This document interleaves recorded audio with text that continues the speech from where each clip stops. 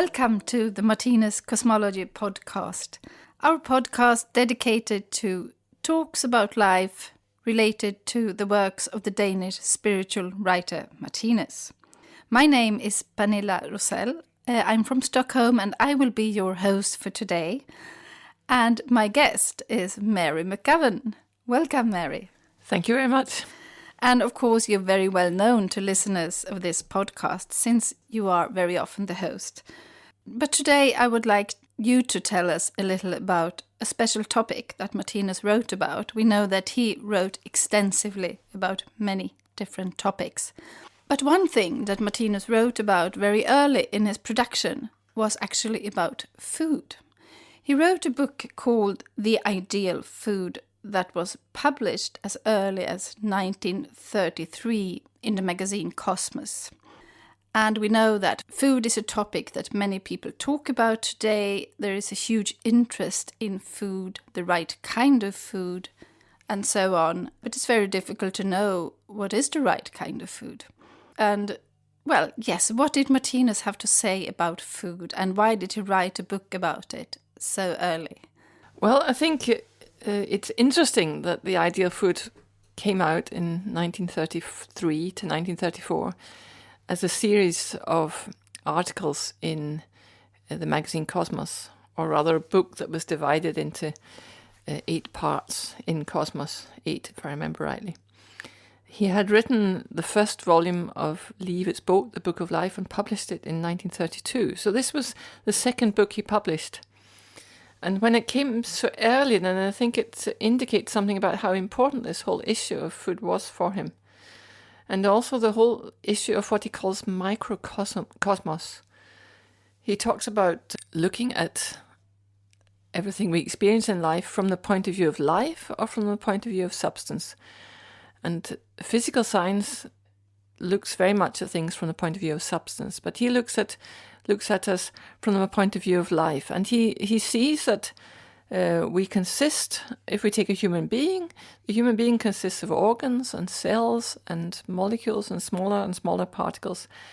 And they're not just substance, but they actually constitute life, conscious life that experiences life within us.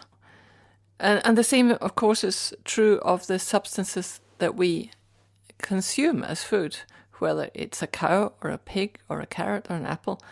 They're all living beings. And our fate is very much tied up with the living beings that we take into our organisms as nourishment.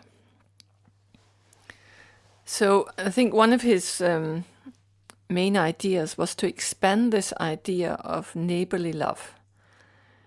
Christianity and the other humane religions try to get us to love our human neighbors as ourselves.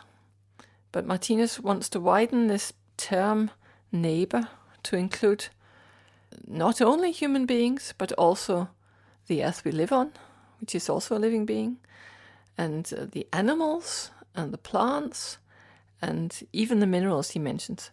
So he sees living beings everywhere.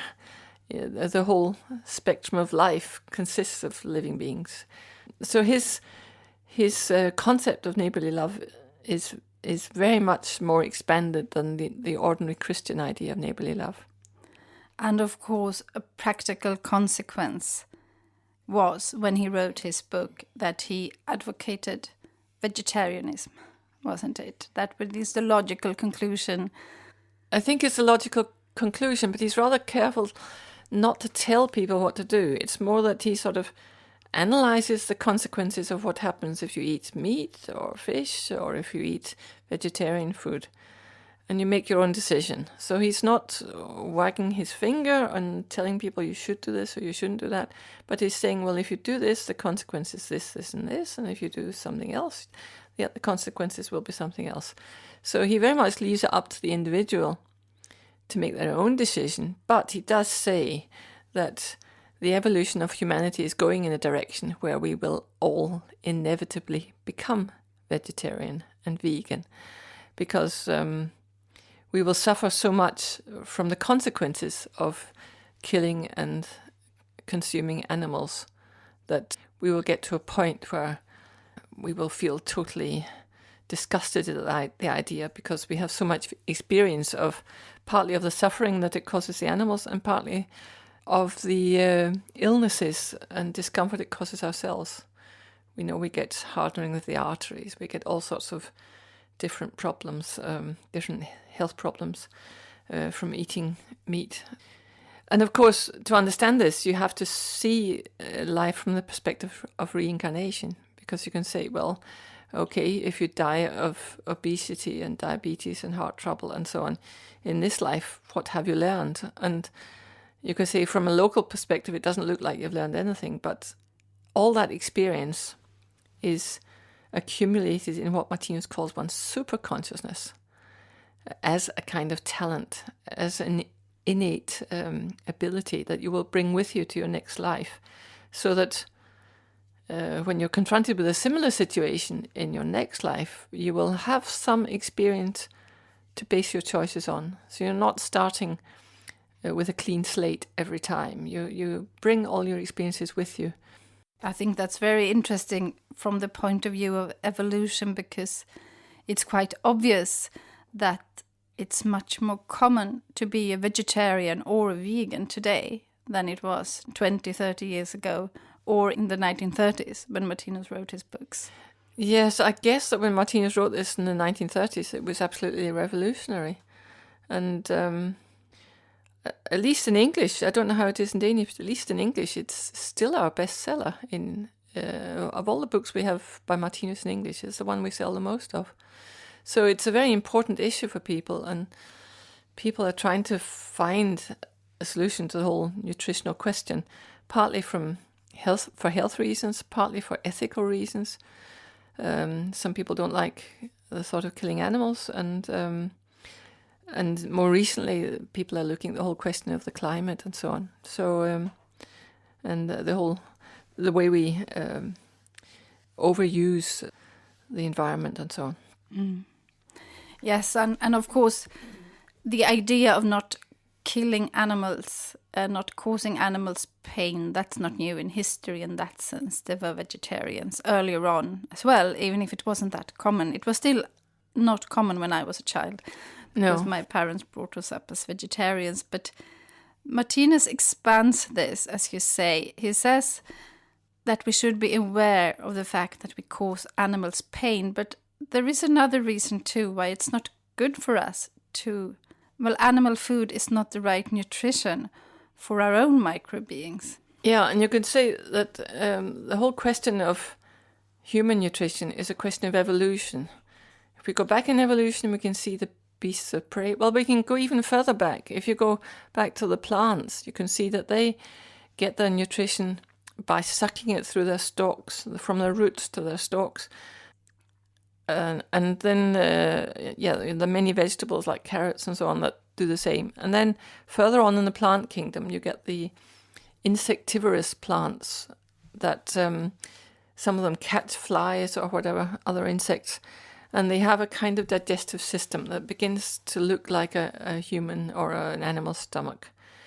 So you get the beginning of meat eating at the end of the plant kingdom. And then you have if you go further on in evolution, you get to the beasts of prey, where they eat raw meat, they catch the animals they need to in order to survive. But we are at a stage in evolution where we are still mammals, we're part human and part animal. But we have evolved quite significantly from this stage of the beast of prey. So the nutrition that a lion or a tiger needs is no longer suitable for us. And it's an enormous burden on our organism. So if we try to digest meat, for example, it's going to demand so much of our organism that it will be quite a burden for it. It will overstrain the organism. And here we have this, of course, it's on many levels, because on one level you're killing the animal to eat it, and then you also have to kill the cells that the animal's organs consist of if you're going to digest them. And this is what digestion really is. It's the breaking down of these cells in the animal. So, for example, if you eat animal's liver or something, then of course the animal has died when you slaughtered it, and the organs die just about the same time. But when you consume the organ, then you have to break down the cells in this organ, and that requires quite an effort from the digestive system, because there is, after all, some nutrition to be had from these animal products, but it's very, very far down in the animal's microcosmos. These nutritional things are very, very small. So a lot has to be broken down. And of course, we have eased this situation with cooking by boiling or frying, which is not something Martinus recommends. He talks about frying, creating a kind of ash which we can't digest at all. So it only puts a strain on the digestive system. And later research has shown that the kind of ash that's produced from frying is actually carcinogenic. So Martinus was way ahead of his time writing these things in 1933, I think. So eating an animal involves killing on many levels. You kill the animal, you kill the organ, but then the digestive system has to work very hard to kill the cells, so to speak, so as to release the actual nutritional qualities of the meat. So what should we eat instead? What is the ideal food, according to Martinus, for us right now? The ideal food for us at the moment is not the same as what's ideal for beasts of prey. The ideal food for us, he says, is a mixture of seeds, grains, corn, nuts, and coarse vegetables like root vegetables and leafy vegetables, and fruit. So he said that in the future, as we evolve, our evolution isn't complete. We are continuously evolving towards higher and higher states of consciousness, and we will reach a stage where we can live on fruit alone, but we're not there yet. So we're at this stage where we need some coarse vegetarian food, because we still have a digestive system that's built to cope with waste. It's built on, we talk about fiber. Martinus doesn't talk about fiber, but nutritional science talks about fiber. We need a lot of fiber to keep the digestive system going. And that comes from this coarse vegetarian food. But we need some of the finer stuff too, the fine leafy greens, and we certainly need fruit. And fruit, Martinus sees as the most noble form of nutrition on earth. So evolution is heading in that direction, that we will become fruitarians, but it's a long way off. I think it's very good to make that clear, that he doesn't say that we should try to live from fruit alone today. But then, of course, we are all different as well, and actually many people have different kinds of illnesses. Yes. And it might be, I think, that we need to find out what's good for different individuals. Yes, and Martinus said that the ideal food for one at the moment is the food that gives one no discomfort, that you don't notice the digestion of it. For example, 2 days ago I bought some vegan sausages, and I thought I would like to try them, but they were so hard to digest, and I have noticed their digestion for 2 days. So not the right kind of food for you. So it's not the right kind of food for me. But I was happy to see a new vegan product on the market, and thought I'd like to try it. But no, it wasn't for me. So, but then he talks too about things we consume that have no nutritional value. Things like alcohol, cigarette smoke, even drugs, and these are things that we consume because they give us a certain temporary feeling of pleasure, but not pleasure in the long term, because they have very dire consequences for us. So these are things where the vibration of, he talks about vibrations in substances. Vibration is the basis for our sense of taste. If something tastes nice, if you can identify a taste, it's because it's got the substance has a particular vibration. So alcohol and tobacco and drugs and so on, they all have their own vibration, but they're very, very strong, and they're too strong for the human organism, so we can't consume them without suffering rather serious consequences.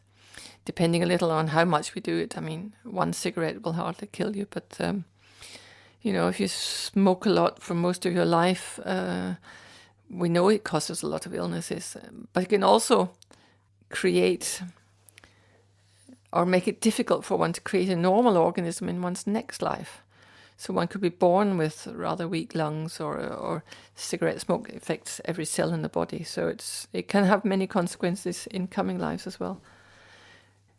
So if you combine eating and drinking or consuming these things that are very normal in society, like cigarette smoke and alcohol and even drugs, if you combine these very, very coarse vibrations with making your body struggle to digest meat and fish is a little easier to digest, but it still involves the killing of an animal, and we are really, really overstraining the organism, and we suffer the consequences in terms of illness.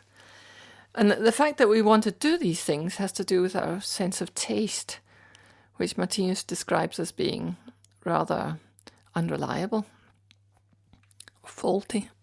I mean, if it tastes good to consume something that's really damaging to us, that really injures us, that destroys our health, there's something wrong with our sense of taste. And but the sense of taste is something that can change rather rapidly. I was brought up in the Catholic tradition, and we used to have to fast for 6 weeks before Easter, 6 weeks of Lent. And typically as children, that involved not eating any sugar for 6 weeks, which we thought was absolutely terrible.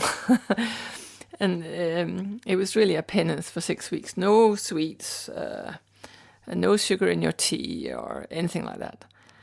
But after 6 weeks, when Easter Saturday came, and we could have all the chocolate and sweets and sugar we wanted, and we couldn't do it because it tasted awful. That's how I gave up having sugar in my tea, because after 6 weeks without doing it, and my sense of taste changed. Anyway, that's just a quick illustration of the sense of taste, how rapidly the sense of taste can change. And of course, that's very encouraging too, because it shows that it's not too late to change your habits. No. You don't have to struggle your whole life. It could be a certain period of time. Yes.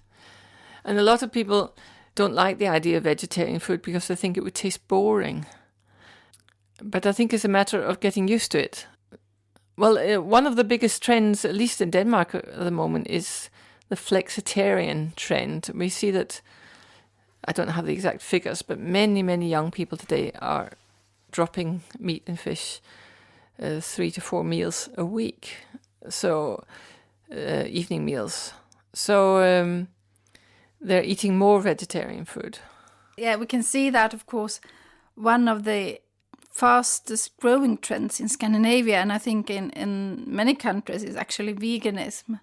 That people, because I grew up as a vegetarian, as I said, but we also had milk and eggs and cheese and so on, and that was considered to be very, very strange and even extreme in those days. But today it seems to me that many young people just go from eating meat and they just start becoming vegans at once. Yes, and I think Martinus wrote in the Ideal Food that milk products were suitable for the beginner vegetarian.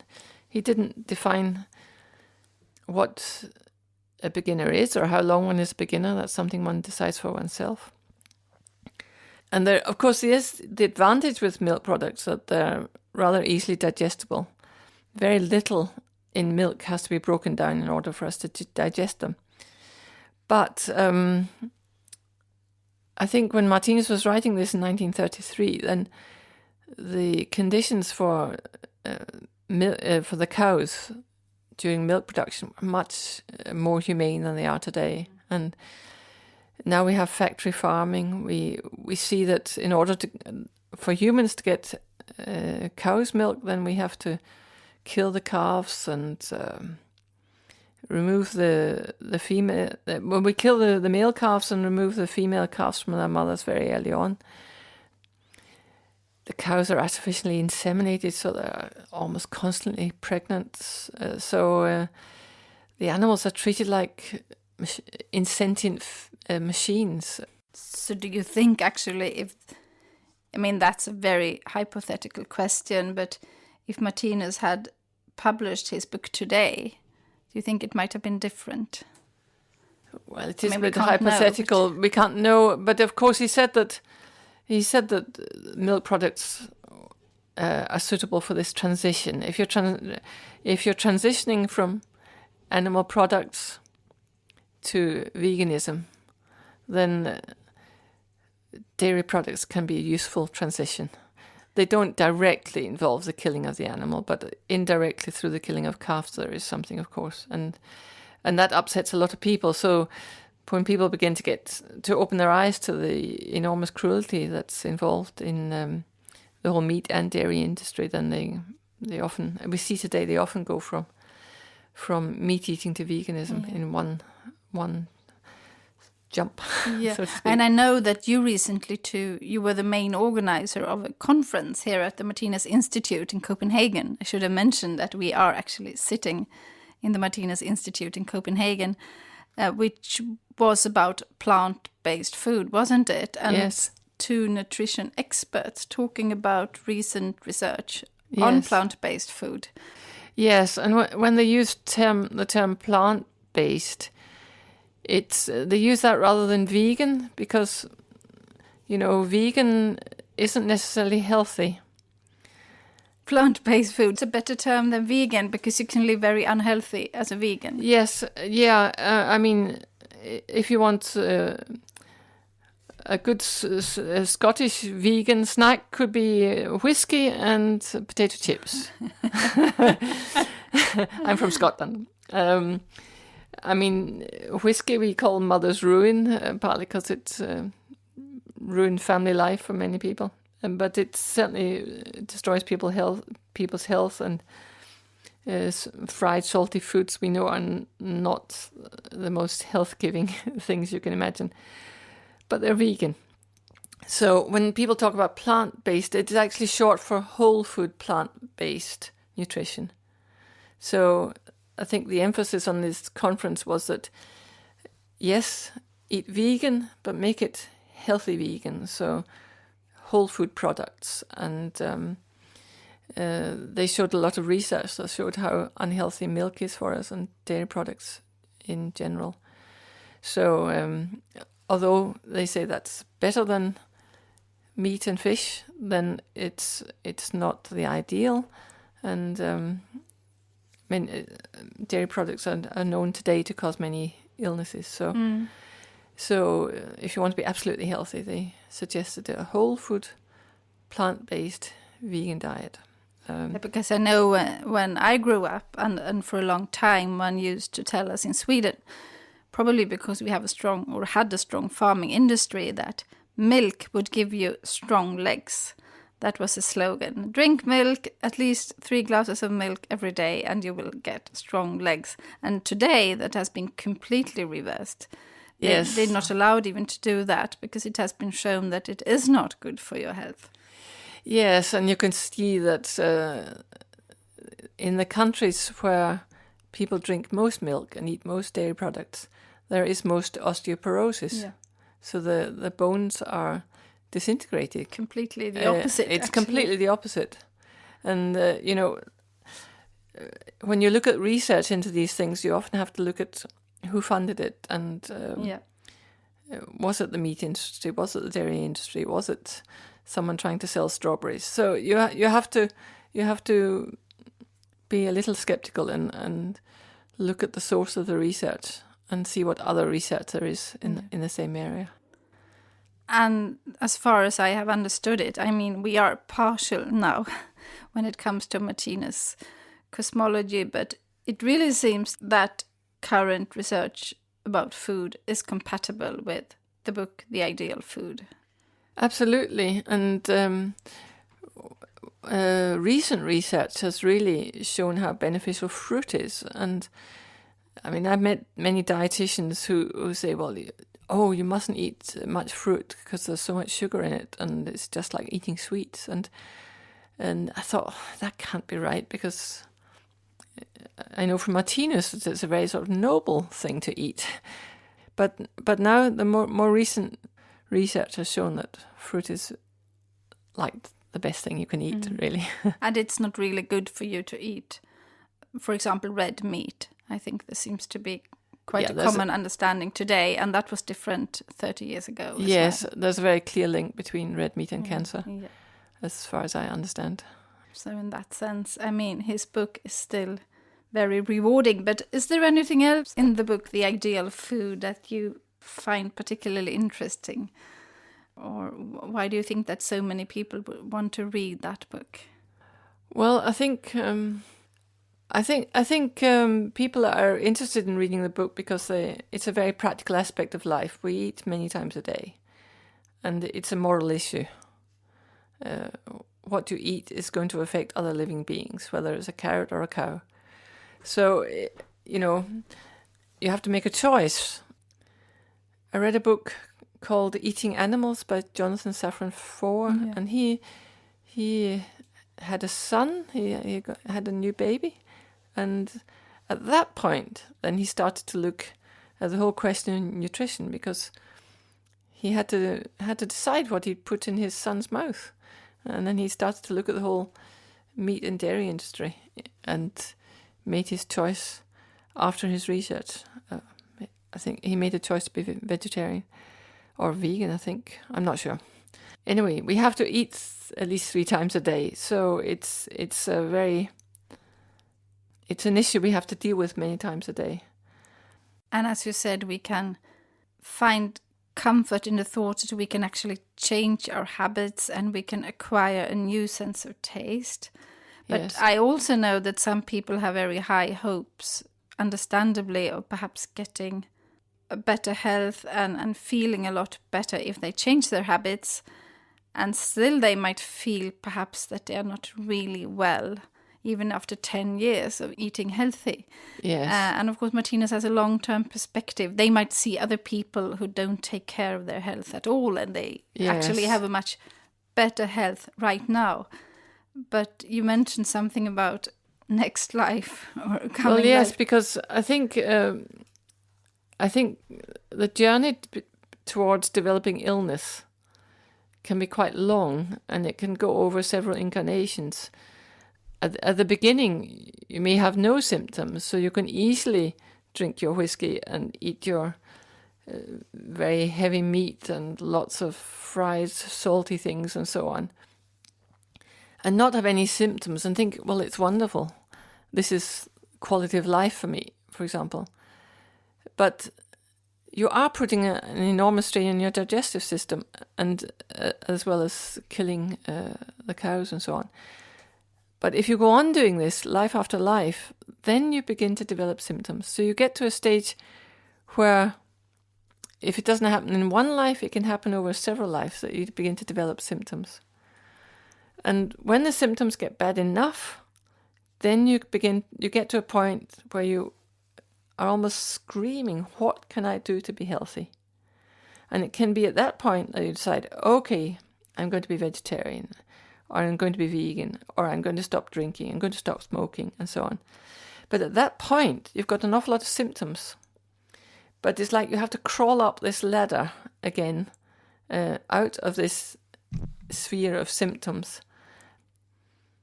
And you will get there.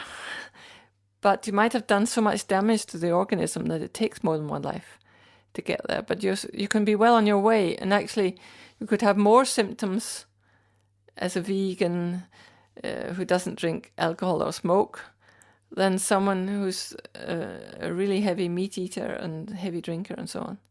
So that situation can arise, and it can seem like a bit of an anomaly. Why is this meat eater who's drunk every night, how come he's healthy, and this vegan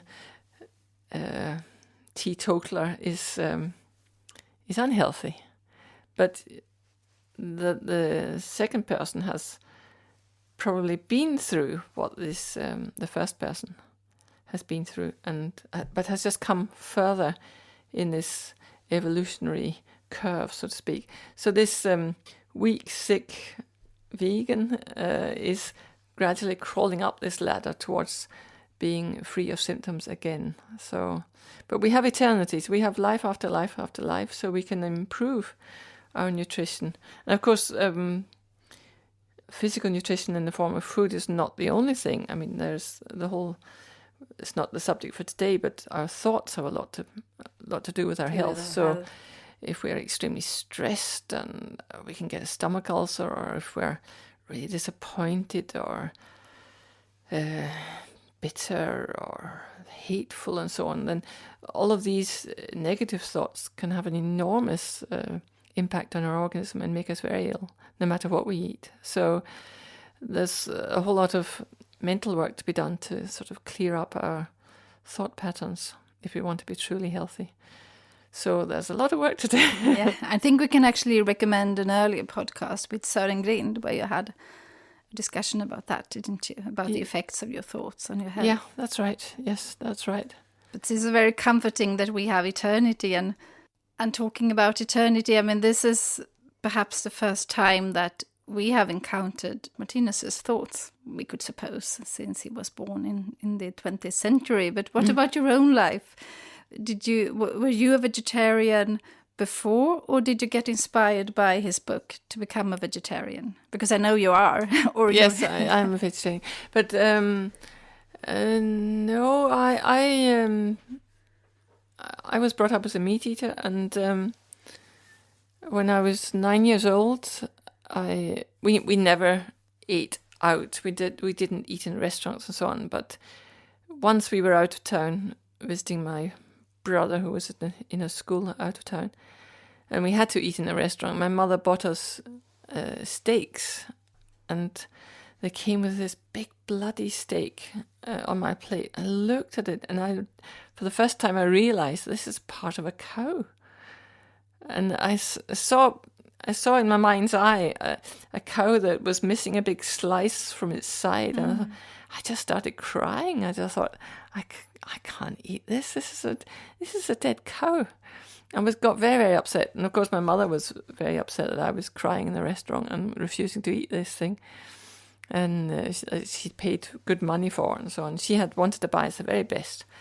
So, and from that day I didn't want to eat meat again, but she said that I would die if I didn't eat meat. Of course, at that time, people didn't know so much about vegetarianism, and I think I hadn't met anybody who was vegetarian in that part of Scotland where I came from. So in order to get me to eat meat, she would have to cook it so it just fell apart on its own, really.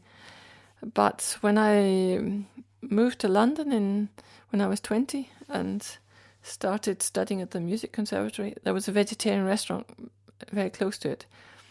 And on my second day at the conservatory, then I went over there for lunch, and I met some other students, and I asked one of them why she was vegetarian. She said, because I don't like eating corpses.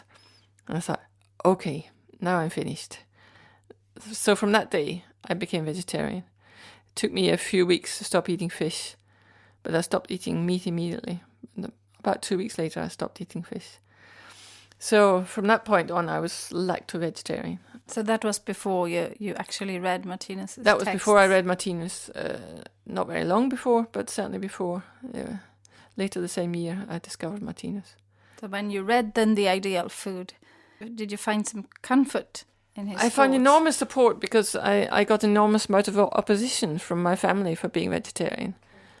And of course, if you decided to be vegetarian or vegan, it often means going against your family traditions and, what do you eat for Christmas if you're not going to have turkey or lamb as you have in Scotland or whatever. But it can also mean going against your culture or going against even medical advice. Like many dietitians today still recommend you eat so and so much meat a week or so much fish and so on. While other dietitians are saying, well, that's completely wrong. You have to be vegetarian, vegan, eat lots of vegetables and fruit and so on. So there are very, very many conflicting ideas at the moment. But I think Martinus gave me the strength of my own convictions that I wasn't crazy in wanting to be vegetarian. It was actually normal, and it was actually the way forward if you wanted to be healthy. And also, you asked about what I got from that book. There is another important aspect to nutrition, and that is the whole question of karma. We've talked a bit about illness and so on. That is a kind of karma from one's body. But Martinus also talks about the fact that when you kill an animal, you shorten its physical life. Of course, animals also have an eternal life, so they will reincarnate, so it's not an absolute death. But you certainly reduce the length of their physical life here and now. But that leaves one open to having one's own life shortened in an unnatural way. So he makes a connection between killing animals and accidents and natural catastrophes. And I think maybe it's like if you kill an animal because you think you need it in order to eat, like my mother believed you would die if you didn't eat meat. So if you have that attitude, then you're not killing the cows because you hate them. You're doing it because you think it's necessary. So there are no hard feelings involved, and I think it's similar to the situation where you're in a car crash, for example.